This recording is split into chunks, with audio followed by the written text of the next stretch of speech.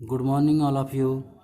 आज हम लोग फर्स्ट ईयर का जो सेल चैप्टर उसके गोल्जी बॉडी टॉपिक्स के बारे में डिस्कशन करेंगे। तो सबसे पहले देखते हैं हु डिस्कवर गोल्जी बॉडी।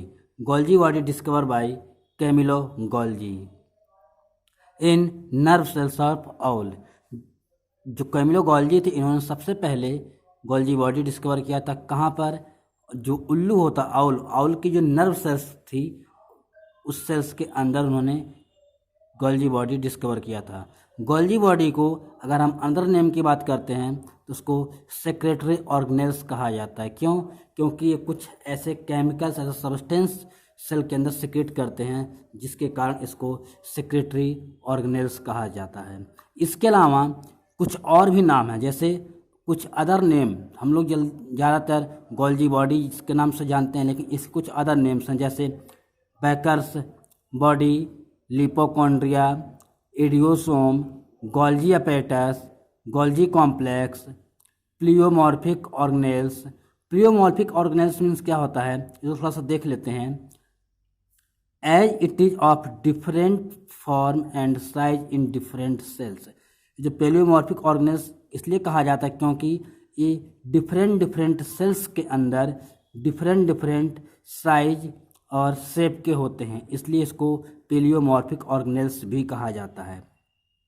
एक मोस्ट इम्पॉर्टेंट क्वेश्चन अक्सर पूछा जाता है, इन प्लांट सेल, जो प्लांट सेल होते हैं उसके अंदर गोल्जी बॉडी को क्या कहा जाता है? गोल्जी बॉडी को प्लांट सेल में क्या कहा जाता है? तो गोल्जी बॉडी को अगर हम बात करते हैं प्लांट सेल में डिक्टियोसोम्स कहा जाता है। डिक्टियोसोम्स कहा जाता है। फिर इसकी हम बात करते हैं प्रेजेंट कहाँ पे होते हैं? Absent in prokaryotic cells. जितने भी प्रोकैरियोटिक सेल्स होते हैं सभी के अंदर गोल्जी बॉडी क्या होती है? एब्सेंट होती है। Present in eukaryotic cells. जो यूकैरियोटिक सेल्स होते हैं उन सब के अंदर क्या होती है? प्रेजेंट होती है गोल्जी बॉडी। लेकिन कुछ एक्सेप्शनल केस भी होते हैं। एक्सेप्शनल होते हैं केस में जहाँ पर प्रेजेंट होना चाहिए, लेकिन कुछ एक्सेप्शनल कंडीशन होती है जहाँ पर क्या होते हैं? गोल्जी बॉडी एब्सेंट होते हैं। तो कहाँ पे एब्सेंट होते हैं? ह्यूमन आरबीसी, ह्यूमन ब्लड में जो आरबीसी होती है उसके अंदर गोल्जी बॉडी एब्सेंट होते हैं। सीप ट्यूब ऑफ फ्लोएम, जो फ्लोएम वेस्कुलर बंडल्स के जो फ्लोएम सेल्स होती हैं उसके जो सीप ट्यूब्स होती हैं उसके अंदर एब्सेंट होते हैं। Male and female gamete of bryophyte, pteridophyte and fungi. Male and female gamete जो बनते हैं ब्रायोफाइट, टेडोफाइट और फंगी में, उसके अंदर भी क्योंकि गैमीट है तो कैसा होगा? सेल्स होगा। तो उस सेल्स के अंदर भी गोल्जी बॉडी क्या होते हैं?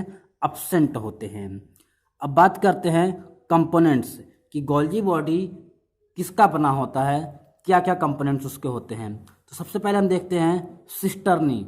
जो सबसे पहला उसका कंपोनेंट होता है क्या होता है? सिस्टर्नी। कैसा स्ट्रक्चर होता है? Sac like. Sac like means bag की तरह, एक थैले की तरह स्ट्रक्चर होता है sac like structure. Present on over others, क्या होते हैं? एक दूसरे के ऊपर ओवरलैप करके प्रेजेंट होते हैं, एक दूसरे के ऊपर सिचुएटेड होते हैं।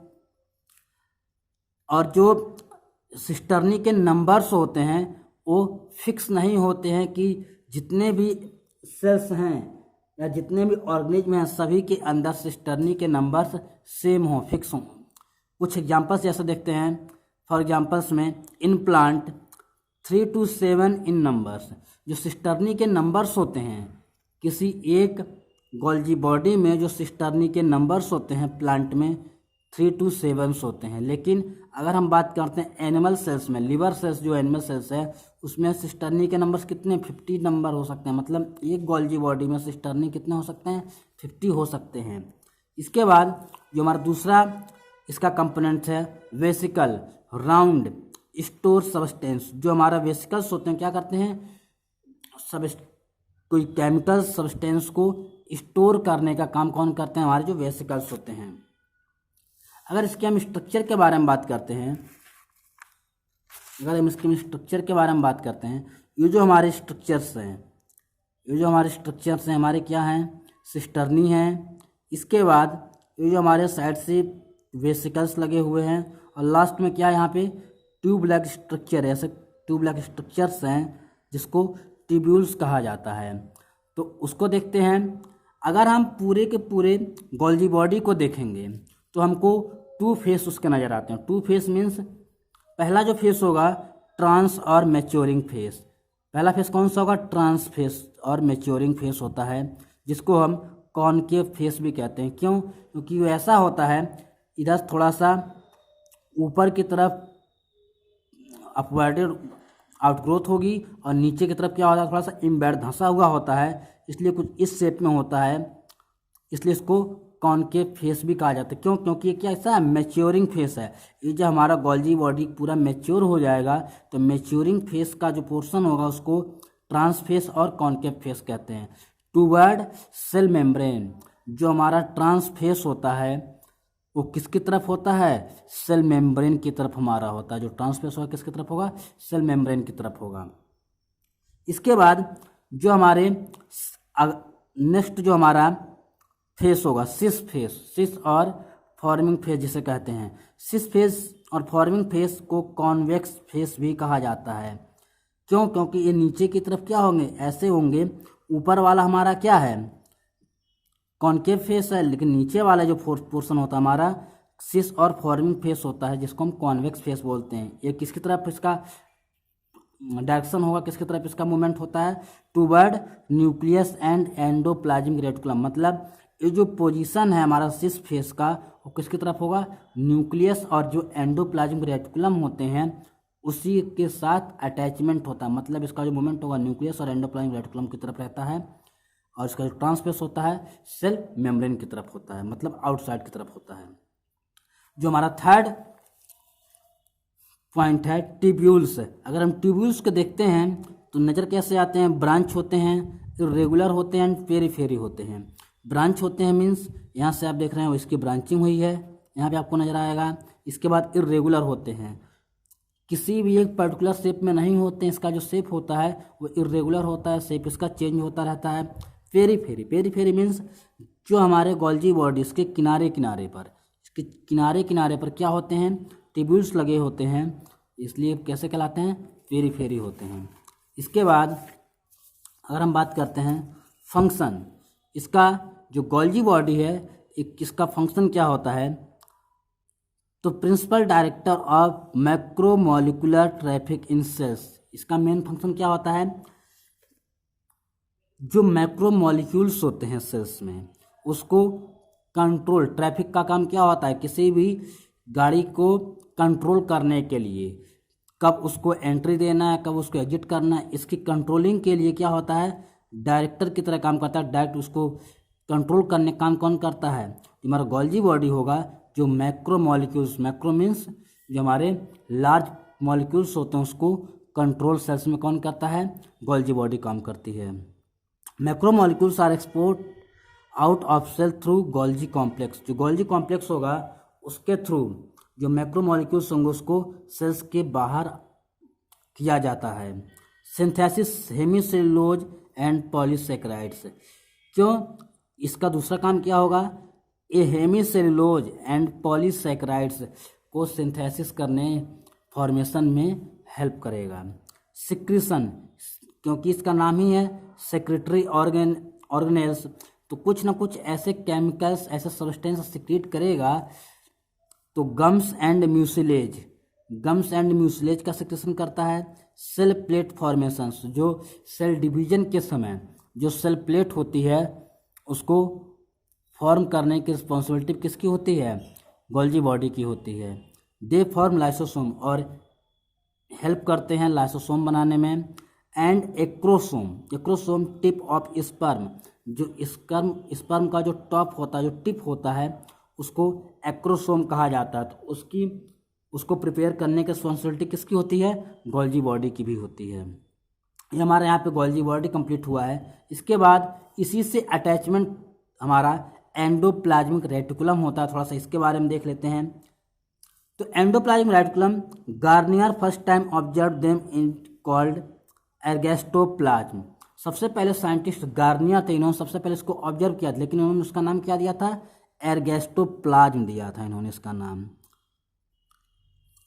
Endoplasmic reticulum name first proposed by K.R. Porter. जो एंडोप्लाज्मिक रेटिकुलम, जो आजकल मॉडर्न नेम है एंडोप्लाज्मिक रेटिकुलम, उसको देने वाले साइंटिस्ट का नाम क्या है? के.आर. पोर्टर। इन्होंने सबसे पहले नाम के.आर. पोर्टर ने दिया था। Modification of endoplasmic reticulums. ये मॉडिफिकेशंस ऑफ एंडोप्लाज्मिक रेटिकुलम्स का मतलब क्या है? जो एंडोप्लाज्मिक रेटिकुलम्स होते हैं इसके और कितने स्ट्रक्चर इस टाइप के, मतलब इसके कितने स्ट्रक्चर्स इस टाइप के होते हैं जो काम करते हैं किसका? एंडोप्लाज्मिक रेटिकुलम की तरह का। इसकी अगर हम बात करते हैं कंपोजिशन, यहाँ पे थोड़ा सा हम देखते हैं कंपोजिशन। तो कंपोजिशन में अगर हम देखेंगे लिपिड्स एंड प्रोटीन्स, अगर हम कंपोजिशन देखेंगे तो लिपिड्स एंड प्रोटीन्स, लिपिड्स और प्रोटीन्स से बने होते हैं। अब बात करते हैं सार्कोप्लाज्मिक रेटिकुलम्स। इसके जो मॉडिफिकेशन एंडोप्लाज्मिक रेटिकुलम, इसको सार्कोप्लाज्मिक रेटिकुलम अगर हम देखते हैं अकर्स इन स्केलेटल मसल्स। जो सार्कोप्लाज्मिक रेटिकुलम होता है वो कहाँ प्रेजेंट होता है? हमारे जो स्केलेटन की मसल्स, स्केलेटन का जो मसल्स होता है उसमें प्रेजेंट होता है। It release calcium ions and help in muscles contraction. ये क्या सिक्रेट करता है? केमिकल्स, कैल्शियम आयंस का सिक्रेशन करता है जो मसल्स को कॉन्ट्रैक्ट मीन्स उसकी सिकुड़ने में हेल्प करने, कॉन्ट्रैक्शन में हेल्प करता है, सिकुड़ने में उसको हेल्प करता है, जिसकी वजह से उसमें मूवमेंट होता है।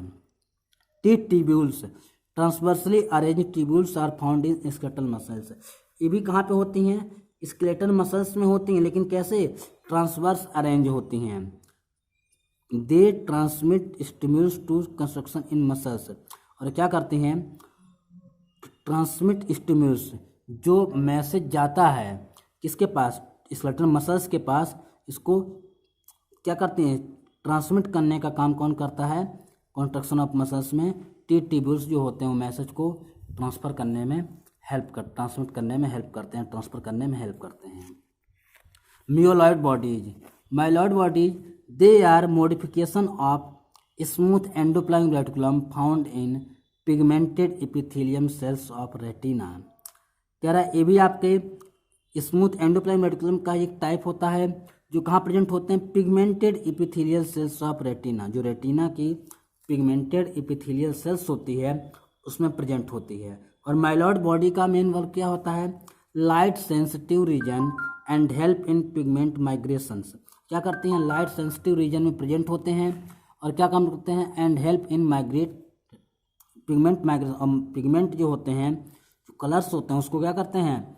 माइग्रेट करने means one place to another place को ट्रांसफर करने में हेल्प करते हैं। बात करते हैं कंपोनेंट ऑफ ईआर। जो कंपोनेंट ऑफ ईआर की अगर हम बात करते हैं तो उसमें जो गोल्जी बॉडी में कंपोनेंट थे वही कंपोनेंट आपके किस में होते हैं? एंडोप्लाज्मिक रेटिकुलम में होते हैं, जैसे सिस्टर्नी, ट्यूब्यूल्स एंड वेसिकल्स। तो अगर हम बात करते हैं सिस्टर्नी कैसे स्ट्रक्चर होते हैं? सैक लाइक स्ट्रक्चर होते हैं, मीन्स पॉकेट लाइक स्ट्रक्चर होते हैं, अनब्रांच होते हैं, कोई ब्रांचिंग इसमें नहीं होती है। राइबोम्स प्रेजेंट, जो सिस्टर्नी होती है इसके ऊपर क्या प्रेजेंट होते हैं? राइबोसोम्स प्रेजेंट होते हैं। क्यों? क्योंकि किसकी तरफ वो तो टूवर्ड किसकी तरफ होते हैं? न्यूक्लियस मेम्ब्रेन की तरफ होते हैं, इसलिए यहाँ पे क्या होते हैं? राइबोसोम्स प्रेजेंट होते हैं। सेकेंड अगर हम कंपोनेंट देखते हैं ट्यूब्यूल्स होता है, जो कैसे होते हैं? ब्रांच होते हैं। और राइबोसोम्स अब्सेंट, कैसे हैं? ब्रांच, यहाँ पे देखिए आप ब्रांचिंग दिख रही है आपको, लेकिन क्या है यहाँ पर? राइबोसोम्स अब्सेंट होते हैं, इसके ऊपर कोई राइबोसोम्स नहीं है। थर्ड आपका वेसिकल्स, जनरली कैसे होते हैं? राउंड होते हैं। अगर हम एंडोप्लाज्मिक रेटिकुलम को फिगर देखें तो ये हमारा सेल मेम्ब्रेन है और इस हमारा ये न्यूक्लियर मेम्ब्रेन है, ये न्यूक्लियस है। तो इसी से अटैचमेंट क्या रहता है? हमारा जो एंडोप्लाज्मिक रेटिकुलम होता है इससे अटैच होता है। और RER means rough endoplasmic reticulum means ऐसा होगा जहाँ पे क्या होंगे? सिस्टर्नी वाला जो पोर्शन होता है रफ एंडोप्लाज्मिक रेटिकुलम फॉर्म करते हैं और इसमें राइबोसोम्स प्रेजेंट होते हैं। और SER स्मूथ एंडोप्लाज्मिक रेटिकुलम जो होगा वो सेल मेम्ब्रेन की तरफ होते हैं और इसमें राइबोसोम्स अब्सेंट होते हैं और ब्रांचिंग होती है। ये स्ट्रक्चर था थोड़ा सा। इसके बाद अगर हम देखते हैं RER, इसके बारे में रफ एंडोप्लाज्मिक रेटिकुलम्स, इसके कुछ कैरेक्टर्स क्या होते हैं, कहाँ प्रेजेंट होते हैं? नियर न्यूक्लियस, जो न्यूक्लियस होती है उसके जस्ट पास में होते हैं, नियर होते हैं, बिल्कुल न्यूक्लियर मेम्ब्रेन के पास में होते हैं। मोर स्टेबल्स मीन्स इसमें कैपेबिलिटी ज़्यादा होती है वर्क करने की और प्रोटीन सिंथेसिस में हेल्प ज़्यादा करते हैं। मोड ऑफ सिस्टर्नी किसके बने होते हैं? RER सिस्टर्नी के बने होते हैं, क्योंकि सिस्टर्नी के ऊपर ही राइबोसोम्स हो गए और जो राइबोसोम्स जहाँ पे होंगे वहाँ पे आपका रफ एंडोप्लाज्मिक रेटिकुलम का फॉर्मेशन होगा। राइबोसोम्स प्रेजेंट होते हैं। Ribosome are attach to endoplasmic reticulum with the help of glycoproteins. Important point है कि राइबोसोम्स एंडोप्लाज्मिक रेटिकुलम के साथ जुड़ते हैं, लेकिन किसकी मदद से? जैसे यहाँ पे मैं कह रहा हूँ कि आपका एंडोप्लाज्मिक रेटिकुलम और ये जो मैंने थोड़ा सा राउंड स्ट्रक्चर बनाया हुआ है आपका क्या है? राइबोसोम्स है। तो राइबोसोम्स और एंडोप्लाज्मिक रेटिकुलम दोनों जुड़े हुए हैं आपस में, तो किसकी हेल्प से जुड़े हुए हैं? तो ग्लाइकोप्रोटीन्स से जुड़े होते हैं। और ग्लाइकोप्रोटीन्स को अगर हम डिवाइड करेंगे, 2 टाइप के होते हैं, ribophorin first and ribophorin second होते हैं। ग्लाइकोप्रोटीन को डिवाइड करेंगे 2 टाइप में, ribophorin first and ribophorin second type में। फंक्शन जो हमारा रफ एंडोप्लाज्मिक रेटिकुलम है उसके क्या फंक्शन होते हैं? हेल्प इन प्रोटीन सिंथेसिस, ये प्रोटीन सिंथेसिस में हेल्प करते हैं। और SER smooth endoplasmic reticulums, smooth endoplasmic reticulums means क्या होता है? Near the cell membranes. Smooth endoplasmic reticulum होते हैं किसके पास होते हैं? सेल मेम्ब्रेन के पास में होते हैं, क्योंकि rough endoplasmic reticulum nuclear membrane के पास था और जो सेल मेम्ब्रेन के पास कौन होगा? स्मूथ एंडोप्लाज्मिक रेटिकुलम होंगे। लेस स्टेबल कंपैरेटिवली अगर देखा जाए RER और SER में, तो SER लेस स्टेबल होता है और RER मोर स्टेबल होते हैं। Made of tubules and vesicles, ये जनरली ट्यूब्यूल्स एंड वेसिकल्स से बने होते हैं। राइबोसोम्स आर एब्सेंट, राइबोसोम्स क्या होते हैं? एब्सेंट होते हैं। Function help in lipid and glycogen synthesis, इसका फंक्शन क्या होता है? लिपिड एंड ग्लाइकोजन को सिंथेसाइज करने में हेल्प कौन करता है? जो SER हमारा एंडोप्लाज्मिक रेटिकुलम होता है वो हेल्प करता है। Function of endoplasmic reticulums, function of endoplasmic reticulums को देखते हैं। साइटोस्केलेटन ऑफ सेल्स क्या बनाता है? साइटोस्केलेटन ऑफ सेल्स मीन्स जो सेल्स है उसके स्केलेटन, साइटो मीन्स साइटोप्लाज्म उसके अंदर का, इसलिए साइटोस्केलेटन ऑफ सेल्स सेल्स के साइटोस्केलेटन बनाने में हेल्प करते हैं। सेकंड देखिए, help in protein synthesis, lipid and glycogen synthesis, क्या क्या बनाने में हेल्प करते हैं? प्रोटीन, लिपिड एंड ग्लाइकोजन बनाने में हेल्प करते हैं। Help in transport of substance, और सब्सटेंस को ट्रांसपोर्ट करने का काम कौन करता है? एंडोप्लाज्मिक रेटिकुलम ही करते हैं। Helpful in synthesis of cell plate, जो सेल प्लेट बनेगी सेल डिवीजन के समय उसको सिंथेसाइज करने का रिस्पॉन्सिबिलिटी किसकी होगी? एंडोप्लाज्मिक रेटिकुलम की होगी। Synthesis of lysosome and Golgi body, और लाइसोसोम और गोल्जी बॉडी को फॉर्म करने की रिस्पॉन्सिबिलिटी भी किसकी होती है? हमारे जो एंडोप्लाज्मिक रेटिकुलम होते हैं उसकी होती है। Detoxifications, detoxifications means endoplasmic reticulum remove toxic substance from cells, क्या करते हैं? एंडोप्लाज्मिक रेटिकुलम जो टॉक्सिक सब्सटेंस हमारे सेल्स के अंदर बनते हैं मेटाबॉलिक एक्टिविटी के बाद में, उसको सेल्स के बाहर रिमूव करने की रिस्पॉन्सिबिलिटी किसकी होती है? एंडोप्लाज्मिक रेटिकुलम की। ग्लाइकोजिनोलाइसिस क्या काम करता है? Break down of glycogen into glucose, जो ग्लाइकोजन होगा उसको किस में ब्रेक करने के हेल्प करेगा? ग्लूकोज में ब्रेक डाउन करते हैं, जिसको क्या बोलते हैं? ग्लाइकोजिनोलाइसिस बोलते हैं। उम्मीद है आपको ये वीडियो अच्छा लगेगा। Thanks and have a nice day.